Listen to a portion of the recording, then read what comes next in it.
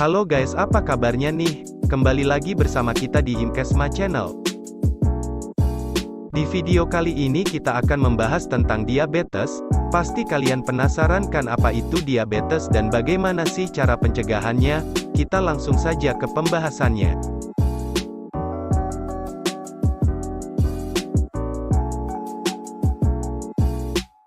Definisi diabetes.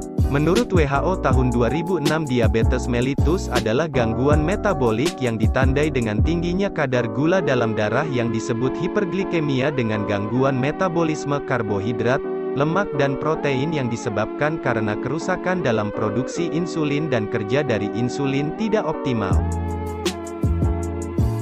Jenis-jenis diabetes.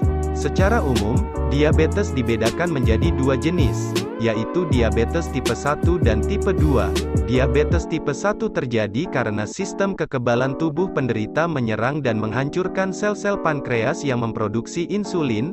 Hal ini mengakibatkan peningkatan kadar glukosa darah, sehingga terjadi kerusakan pada organ-organ tubuh. Diabetes tipe 1 dikenal juga dengan diabetes autoimun. Pemicu timbulnya keadaan autoimun ini masih belum diketahui dengan pasti. Dugaan paling kuat adalah disebabkan oleh faktor genetik dari penderita yang dipengaruhi juga oleh faktor lingkungan. Sedangkan diabetes tipe 2 merupakan jenis diabetes yang lebih sering terjadi. Diabetes jenis ini disebabkan oleh sel-sel tubuh yang menjadi kurang sensitif terhadap insulin, sehingga insulin yang dihasilkan tidak dapat dipergunakan dengan baik. Resistensi sel tubuh terhadap insulin, sekitar 90–95% penderita diabetes di dunia menderita diabetes tipe ini. Gejala diabetes. Diabetes tipe 1 dapat berkembang dengan cepat dalam beberapa minggu, bahkan beberapa hari saja. Sedangkan pada diabetes tipe 2, banyak penderitanya yang tidak menyadari bahwa mereka telah menderita diabetes selama bertahun-tahun, karena gejalanya cenderung tidak spesifik. Beberapa ciri-ciri diabetes tipe 1 dan tipe 2 meliputi, sering merasa haus, sering buang air kecil, terutama di malam hari, sering merasa sangat lapar, turunnya berat badan tanpa sebab yang jelas, berkurangnya massa otot, lemas, pandangan kabur, luka yang sulit sembuh, sering mengalami infeksi, misalnya pada gusi, kulit, vagina, atau saluran kemih. Faktor resiko diabetes. Seseorang akan lebih mudah mengalami diabetes tipe 1 jika memiliki faktor-faktor risiko, seperti, memiliki keluarga dengan riwayat diabetes tipe 1, menderita infeksi virus. Orang berkulit putih diduga lebih mudah mengalami diabetes tipe 1 dibandingkan ras lain. Diabetes tipe 1 banyak terjadi pada usia 4–7 tahun dan 10–14 tahun, walaupun diabetes tipe 1 dapat muncul pada usia berapapun. Sedangkan pada kasus diabetes tipe 2, seseorang akan lebih mudah mengalami kondisi ini jika memiliki faktor-faktor risiko, seperti usia, kelebihan berat badan, kurang aktif beraktivitas fisik, memiliki ras kulit hitam atau Asia, menderita tekanan darah tinggi, hipertensi, memiliki kadar kolesterol dan trigliserida abnormal. Tes diabetes. Metode tes gula darah yang dapat dijalani oleh pasien, antara lain. 1. Tes gula darah sewaktu. Tes ini bertujuan untuk mengukur kadar glukosa darah pada jam tertentu secara acak. Tes ini tidak memerlukan pasien untuk berpuasa terlebih dahulu. Jika hasil tes gula darah sewaktu menunjukkan kadar gula 200 mg/dl atau lebih, pasien dapat didiagnosis menderita diabetes. 2. Tes gula darah puasa. Tes ini bertujuan untuk mengukur kadar glukosa darah pada saat pasien berpuasa. Pasien akan diminta berpuasa terlebih dahulu selama 8 jam, kemudian menjalani pengambilan sampel darah untuk diukur kadar gula darahnya. Hasil tes gula darah puasa yang menunjukkan kadar gula darah kurang dari 100 mg/dl menunjukkan kadar gula darah normal. Hasil tes gula darah puasa di antara 100–125 mg/dl menunjukkan pasien menderita prediabetes. Sedangkan hasil tes gula darah puasa 126 mg/dl atau lebih menunjukkan pasien menderita diabetes. 3. Tes toleransi glukosa. Tes ini dilakukan dengan meminta pasien untuk berpuasa selama semalam terlebih dahulu. Pasien kemudian akan menjalani pengukuran tes gula darah puasa. Setelah tes tersebut dilakukan, pasien akan diminta meminum larutan gula khusus. Kemudian sampel gula darah akan diambil kembali setelah 2 jam minum larutan gula. Hasil tes toleransi glukosa di bawah 140 mg del menunjukkan kadar gula darah normal.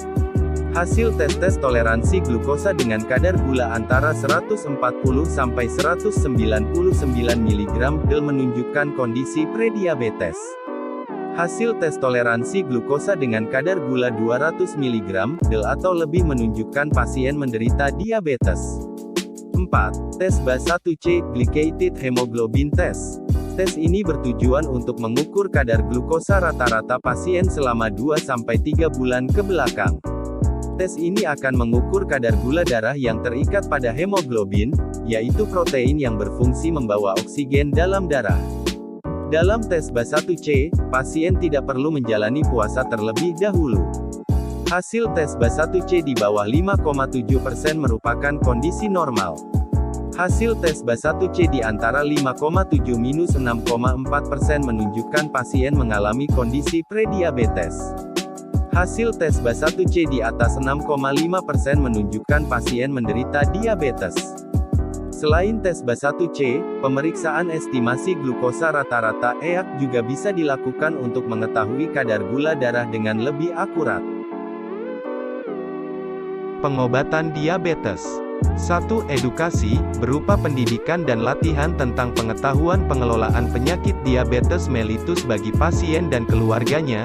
2. Perencanaan makan, bertujuan untuk mempertahankan kadar normal glukosa darah dan lipid, nutrisi yang optimal, serta mempertahankan berat badan ideal.